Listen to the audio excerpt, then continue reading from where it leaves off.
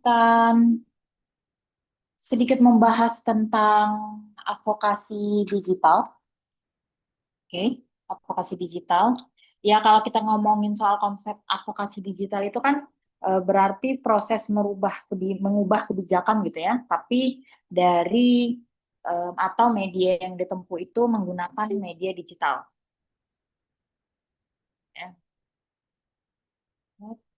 Oke, baik sebelum kita masuk ke dalam sedikit untuk pengantar dari saya perihal advokasi digital, tolong masing-masing ketua kelas ya,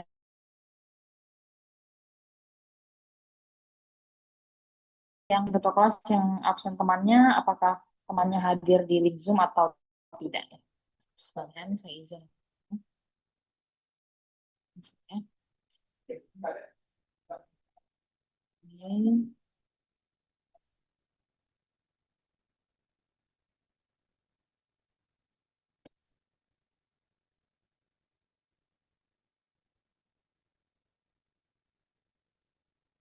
Oke, kita masuk di advokasi digital.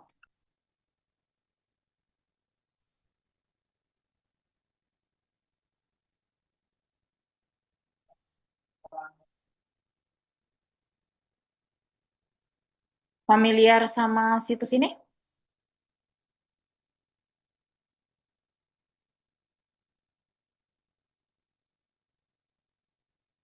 Ayo.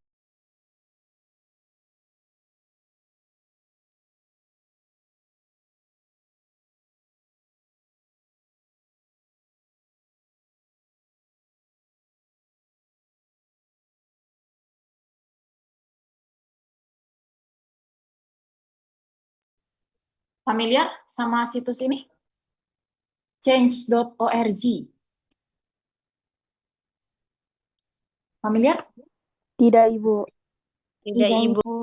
Tidak pernah disuruh menandatangani petisi? Tidak, Ibu. Tidak, Ibu. Enggak, oke. Ini adalah salah satu bentuk em, apa? Kan kalau orang dulu tanda tangan petisi itu harus tanda tangan basah ya. Ya.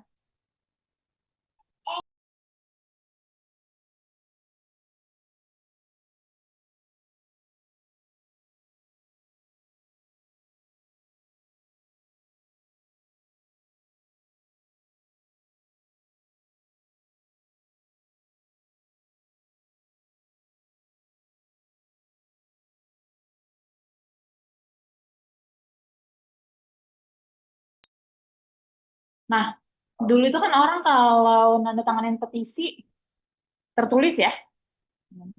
Kalau sekarang itu sudah online. Nah, biasanya untuk di change.org ini, kan, untuk di di sini kita bisa mengajukan petisi, kemudian kita sebar linknya ya kan, dan kita bilang sama orang-orang kalau misalnya setuju, kan kalau setuju tolong tanda tangan petisi ini. Nah, dan ini dilakukan melalui media digital gitu ya. Dan untuk isu-isu yang ada di change.org ini biasanya kalau mau mengajukan petisi, ya kan? Kalau mau mengajukan petisi tentu saja itu harus terdaftar, kemudian harus masuk dan jelas isunya apa. Setelah itu kemudian baru disebarkan ke orang-orang gitu. Nah, orang-orang yang menandatangani petisinya, ya kan? Orang-orang yang menandatangani petisinya, di sini teman-teman bisa lihat kan jenis-jenis ininya petisinya. Oke, biasa mereka tuh ada kayak semacam target ya kan, berapa yang berapa yang tanda tangan ya kan, berapa yang tanda tangan. Oh ya, itu petisinya dianggap berhasil walaupun kembali lagi nih ke kebijakannya itu kan tergantung dari pemerintahnya lagi. Tapi biasa kalau sudah ada petisi ya kan, petisi dasar hukumnya itu sudah kuat. Nah, ini yang dinamakan salah satu bentuk dari advokasi digital. Oke, di sini teman-teman bisa lihat.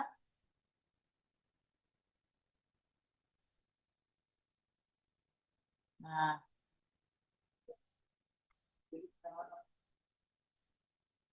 ini ya. Nah, teman-teman bisa lihat sini ya. Ini salah satu contoh kasus, ya kan, di RSUD Kota Bekasi. Nah, masalahnya apa?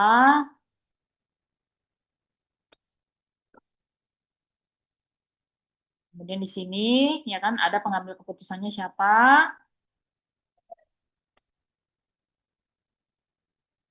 Nah, di sini ada bagikan petisi ini.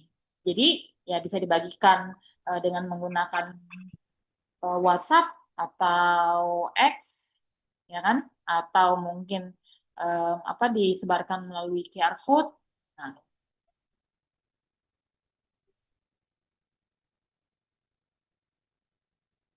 ini ya.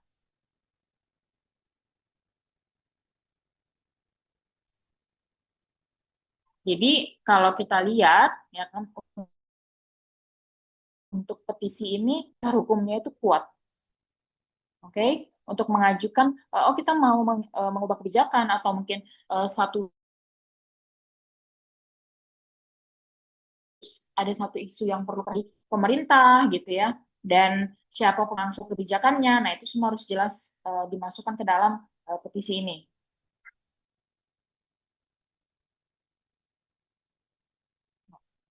Oke, sampai sini apakah ada yang ingin tanyakan untuk change.org?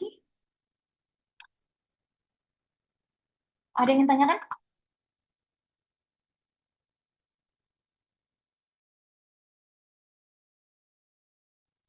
Ya, ada yang ingin tanyakan? Oh iya, Aman, Bu. Dirga.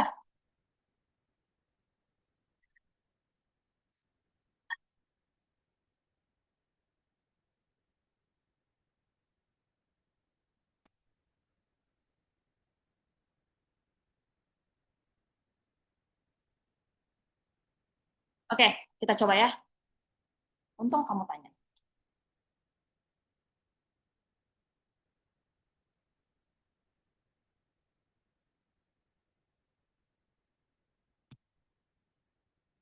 Ya, kita coba. Pesan, bagaimana kita menandatanganinya?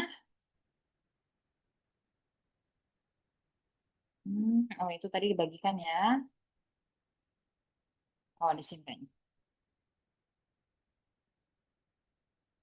Nah, coba ya.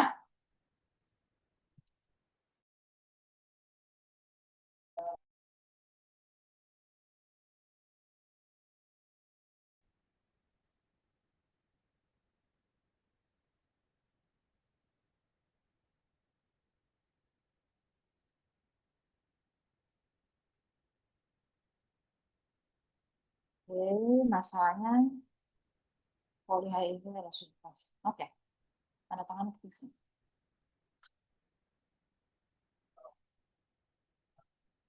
Hmm,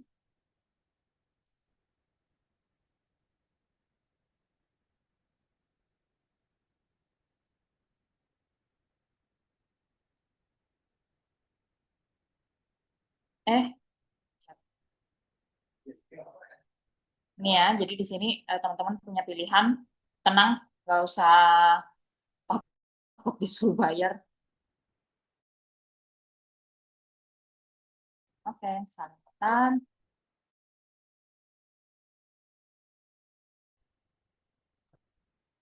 Coba saya bagikan dulu di WhatsApp ya.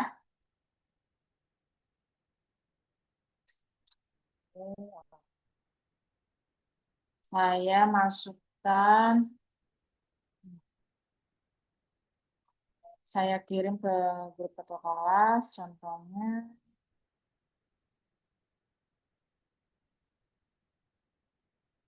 Dan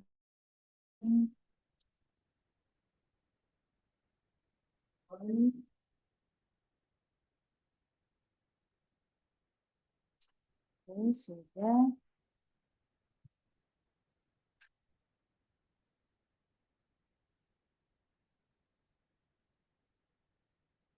Oke.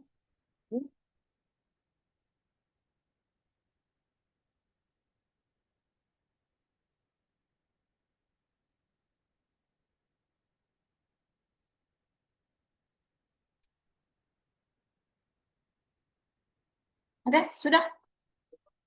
Begitu? Sudah kelihatan, Irga? Tadi. Jadi ada isunya, kemudian di sebelah kanan, di sini ada pilihan untuk menandatangani. Silakan isi namanya, kemudian emailnya, kemudian tanda tangani petisi. Oke, siapa tahu toh mau bikin petisi. Oke, sampai sini apakah ada yang ditanyakan?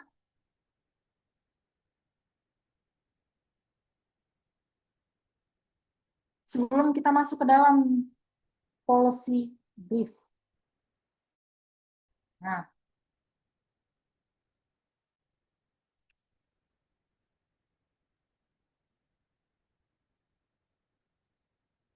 ayo, apakah ada yang tanya?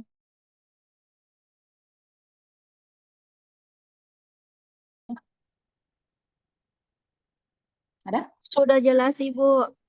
Oke, jelas. Baik, kalau begitu, ya, selesai gue baru suruh.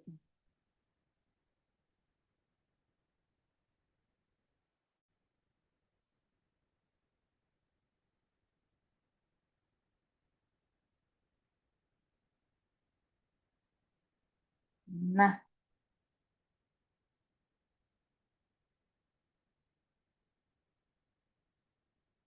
oke. Policy brief ini merupakan draft, ya kan? Jadi policy brief ini draft yang isinya adalah kajian. Oke. Policy brief ini adalah draft yang isinya kajian ilmiah, kan? Dasar yang apa ya? Maksudnya kajian ilmiah yang digunakan untuk mengubah suatu kebijakan, oke? Mengubah suatu kebijakan atau mungkin ingin membuat kebijakan baru. Nah, kalau di kalangan akademisi, ya kan kalau di kalangan akademisi itu ada yang dinamakan policy brief. Oke. Nah, di sini kita lihat, saya ambil contoh, dan saya ambil contoh aja, nggak usah jauh-jauh. Jadi ini policy brief kita dosen, ya kan? Policy brief kita dosen waktu minta tunjangan fungsional naik karena tunjangan fungsionalnya itu nggak naik udah 20 tahun gitu, ya kan? Kan logika aja, emas emas naik, ya kan? Emas itu harganya naik, kemudian di kementerian lain juga tunjangannya naik,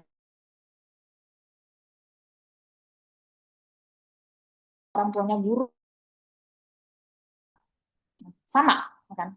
Untuk dosen sama guru mirisnya mereka punya tunjangan fungsional itu stagnan ketika kementerian-kementerian lain itu naik, gitu ya. Oke. Nah, jadi di sini ada dasarnya, ya kan, ada pendahuluannya, kemudian ada identifikasi masalahnya, oke, aturan apa aja yang dilanggar, gitu. Aturan apa saja yang dilanggar, gapnya apa, ya kan, masalahnya apa. Nah, itu diidentifikasi, biasa dalam bentuk poin-poin seperti ini, kemudian dijelaskan, oke, kemudian dijelaskan dengan baik. Setelah ada identifikasi masalahnya, nah di sini ada rekomendasi kebijakannya.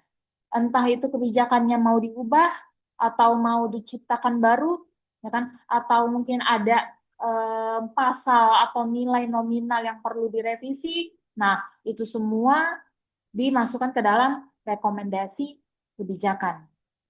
Oke. Setelah itu ada kesimpulan dan daftar pustaka. Nah, yang akan menjadi tugas teman-teman hari ini, kemudian minggu depan juga sama adalah membuat policy brief. Kalau dari saya ya, ini membuat policy brief. Nah, policy brief ini lebih baik kita bagi dalam kelompok. Oke, kita bagi dalam kelompok. Satu kelas kira-kira bisa bagi berapa kelompok? Maksudnya yang nggak terlalu banyak, tapi juga tidak terlalu sedikit lah.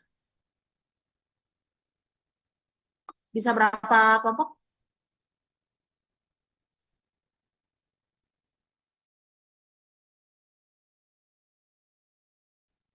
Ayo, mana ketua kelas?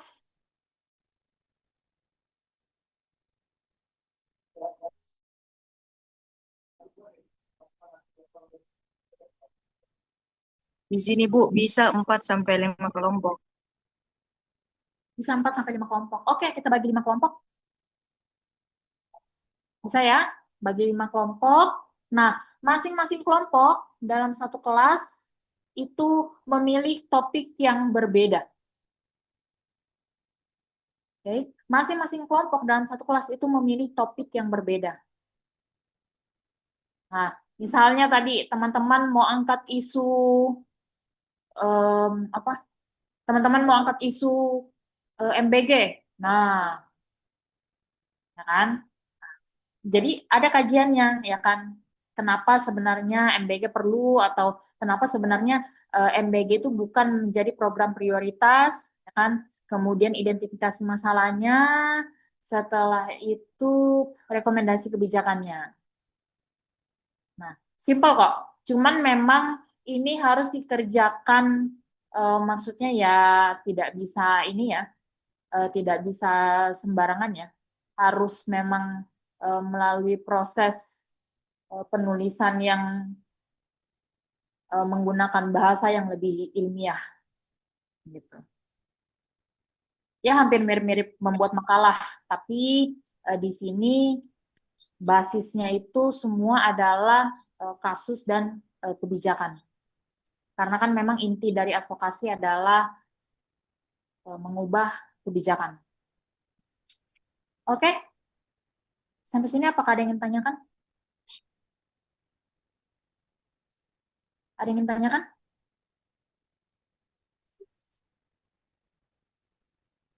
Untuk policy briefing?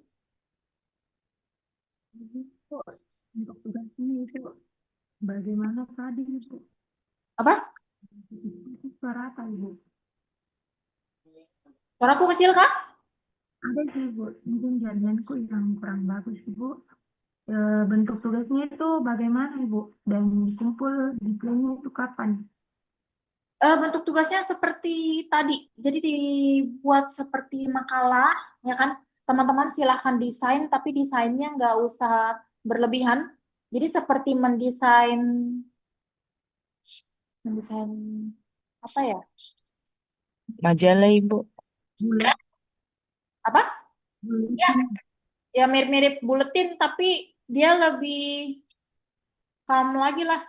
Maksudnya desain-desain ilmiah lah, tidak terlalu berlebihan, karena yang menjadi inti itu adalah isu dan bagaimana teman-teman mengkaji isu.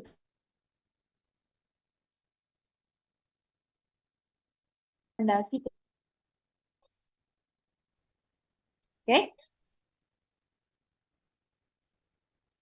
Saya kirim mungkin di grup ketua kelas ya.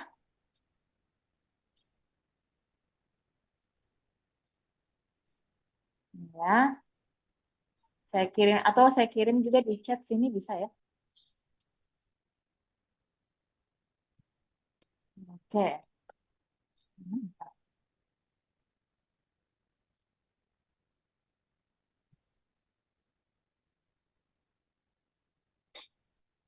Oke.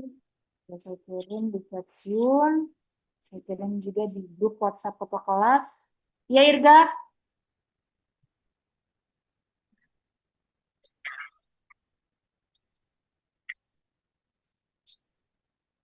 Saya sarankan sih seputaran kesehatan ya.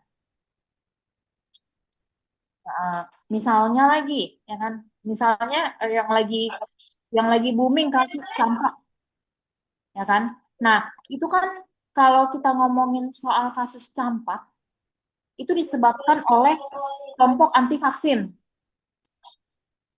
gitu ya, kelompok anti vaksin. Nah, selama ini kan pemerintah ini tidak apa ya, tidak bertindak tegas terhadap kelompok-kelompok anti vaksin. Gitu ya. Jadi pemerintah ini kurang bertindak tegas terhadap kelompok anti vaksin. Nah, mungkin melalui policy brief ini teman-teman misalnya ya kan mau mengeluarkan atau mungkin mau mengusulkan kebijakan. Pokoknya kalau ibu-ibu yang nggak apa ya, yang vaksin anaknya itu nggak lengkap, itu tidak diizinkan untuk mendaftar di TK. Nah, seperti itu. Dan saya rasa memang di beberapa daerah sudah mulai, bukan beberapa daerah juga sih, di beberapa sekolah sudah mulai menerapkan hal seperti itu.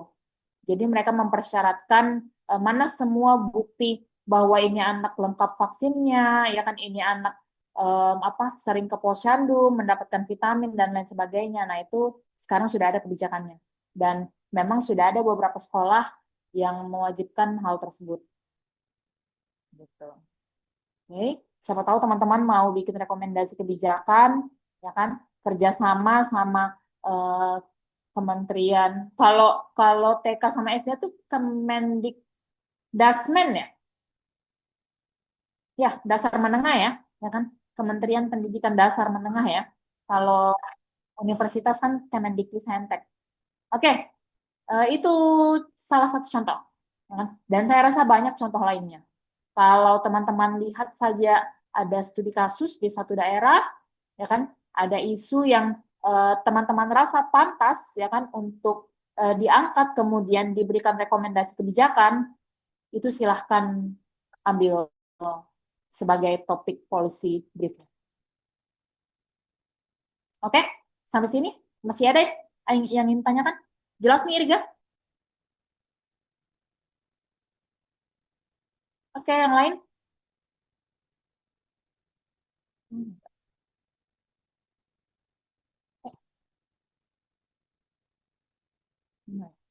Yang lain apakah ada yang ingin tanyakan lagi?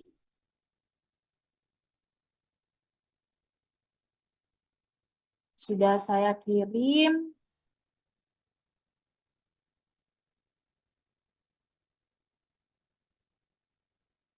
Saya tunggu dulu. Contoh jenis saja nah. Itu yang petisi di grup foto kelas contoh aja yang tadi ya.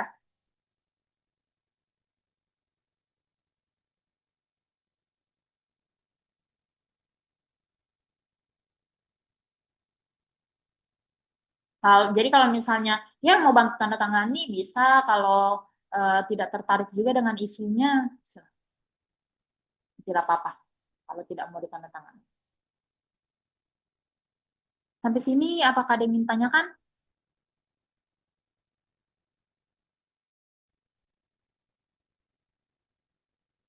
Ya, Afifah. Izin Ibu, untuk deadline-nya Ibu, kapan Ibu? Oke, kita masih ada satu pertemuan 12, mungkin setelah pertemuan ke-12 ya, berarti 2 minggu depan. Oke, teman-teman masih ada, tenang, masih ada libur Lebaran.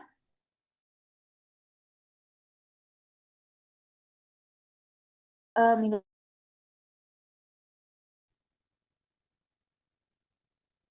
ya, minggu depan masih libur Lebaran ya. Iya, oke, berarti tanggal 30 lah ya. Bisa? Bisa Ibu. Oke, tanggal 30 deadline-nya. Kan minggu depan libur sih toh.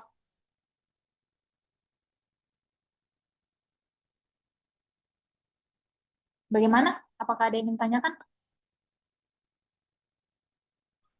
Jelas Ibu. Oke, baik. Kalau sudah jelas, sudah tidak ada yang ingin tanyakan. Terima kasih teman-teman sudah bergabung di kelas Zoom. Ini sudah di kampungnya semua ya? Ya, Ibu. Ya. Itu Ibu. Itu yang sama-sama kita harapkan. Oke, baik. Kalau begitu terima kasih sudah bergabung di kelas Zoom pada pagi hari ini. Semoga materinya bermanfaat. Saya izin tutup perkuliahan kita. Wassalamualaikum warahmatullahi wabarakatuh. Selamat siang dan terima kasih. Sampai bertemu di sesi selanjutnya dan lancar ibadah puasanya. Waalaikumsalam warahmatullahi wabarakatuh. Warahmatullahi wabarakatuh. Terima kasih.